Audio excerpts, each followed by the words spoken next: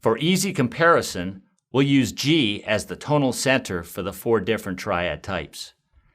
The major triad contains 3 notes from a scale, specifically the 1st, major 3rd, and 5th scale degrees. The 1st to major 3rd are 2 whole steps apart, which are equal to 4 frets on the guitar. And the major 3rd to 5th are 1.5 steps, which is equal to 3 frets. Let's take a look at this on the guitar.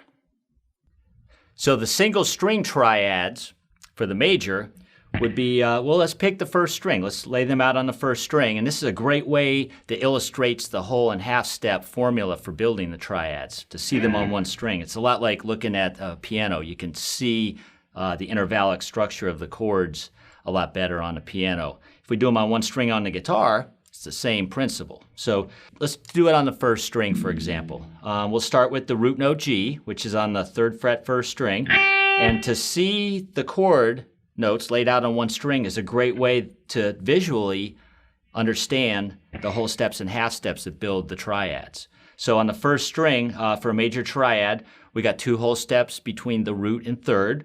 So we'll start with the root on the 3rd fret of the 1st string.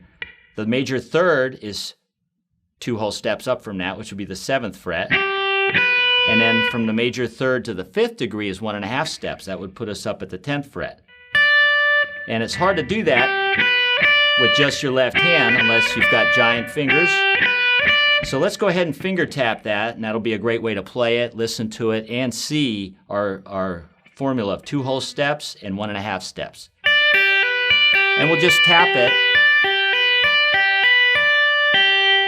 in a manner a lot like Van Halen's Eruption. Okay, so what we're doing is holding the root note with your index finger, your pinky's on the 3rd degree at the 7th fret, and your index finger on your right hand's tapping the 10th fret, which is the 5th degree of the chord.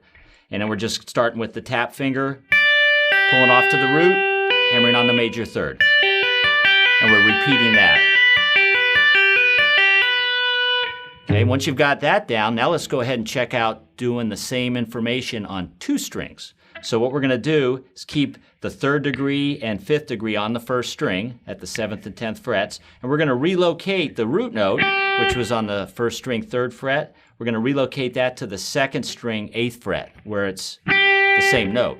A really good formula for finding a note on a different string is to move up and over 5 frets. So up a string and up 5 frets. And that works on every string pair except between the 2nd and 3rd string is up and up 4 frets. But we'll talk about that at some later point. For right now though, just to relocate the root note, we'll be over to the 2nd string 8th fret. And those are the new positions for the notes on 2 strings for the same G major triad. So we've got the root, 3rd and 5th. And then for us, what we're going to do is actually do it in reverse. We're going to start with the high note and go in reverse order.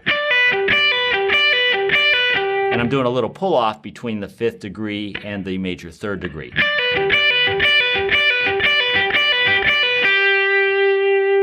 Okay, and finally, let's go ahead and check out the same notes on 3 separate strings. We're going to assign 1 note of the triad per string. So let's go ahead and we'll keep the 10th fret on the 1st string. That's your 5th degree. We're going to relocate the 7th fret on the 1st string to the 12th fret 2nd string, and that's the B note or the major 3rd. Will be over here. And then the root note, which was on the 2nd string 8th fret, is going to be relocated to the 3rd string 12th fret. And then we'll hold all 3 notes in 1 grip. And this might be good to do with a cleaner tone, but we'll go ahead and keep it a little distorted. And if it's too distorted, go ahead and throw a little palm mute on there. Helps make the notes a little easier to hear. Okay, so we got a 3-string way with your root note on the 3rd string, your 3rd degree on the 2nd string 12th fret, and your 5th degree on the 1st string 10th fret. So there's 3 different ways to play a major triad. 1 string, 2 strings, and 3 strings.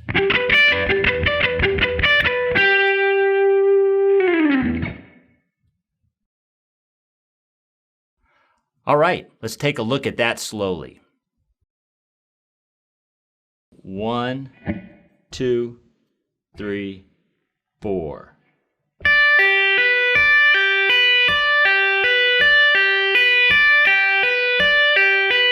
Just keep it real even. Make sure everything's nice and steady. Practice it even with the metronome. There you go. And just practice it in that manner, real slow and nice and evenly. And the 2-string major triad, practice this real slow. Nice and even. 3, 4.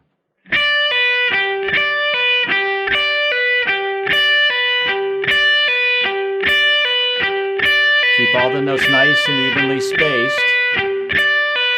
Practice with a metronome. And make sure the first note, the 10 on the first string, is always on the click. There you go. And here's the 3-string G major triad. Let's rehearse this slow. With a metronome. 3E and 4E and